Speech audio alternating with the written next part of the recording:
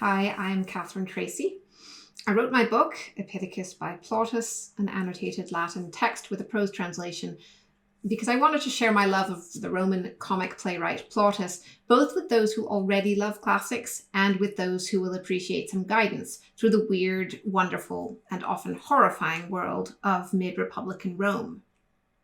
Open book publishers was the obvious choice for me, my goal being to make Plautus accessible in every sense of the word. My book guides readers through the Latin text of the play Epidicus, gives them a colloquial prose translation, and copious notes and introductory material to explain the social context of Plautus's Rome. Act 4, Scene 2 from the play is one of my favourites. It takes as uncontroversial the hideous reality of sex slavery and the bleak options for young women in ancient Rome who had no family support to protect them from exploitation.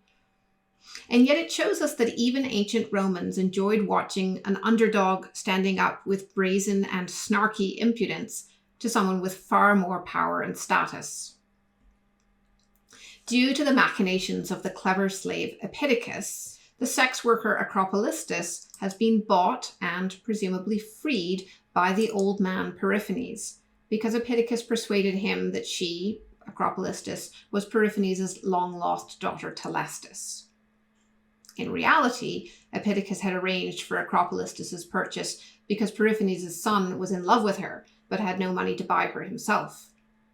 How the son would have managed to carry on an affair with a woman living in his household as his sister is not explained, and is also immaterial because the son has already switched his fickle affections to another woman by this time.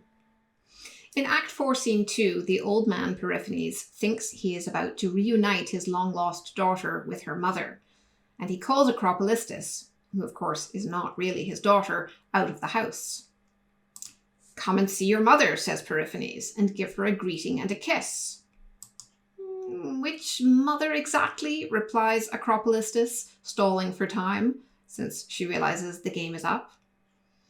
Confronted with the mother of the real Telestis, Acropolistus deflects Periphenes' confusion and rage with some verbal dexterity that works because Latin didn't require the use of possessive adjectives to accompany nouns that already implied a close relationship. That is, a Roman didn't always need to say "my mother," but would sometimes just refer to a mother, since the speaker's relationship to their own mother could be assumed. "Equid hac in vita tamen matris filia," insists Acropolistus. "I'll still be my mother's daughter even if she doesn't agree," leaving the enraged Periphenes fuming but technically unable to blame Acropolistus for lying.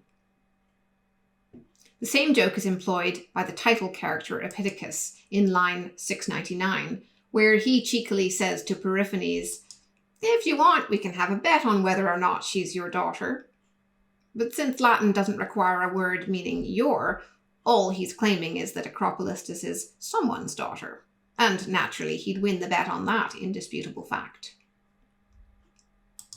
In the real world of ancient Rome, of course, sex workers and slaves who made clever verbal jokes in the face of an enraged master would not have gone unpunished. But evidently, the Roman audiences, who had no fundamental objection to slavery, nevertheless enjoyed the fantasy of clever slaves winning out over their hapless masters.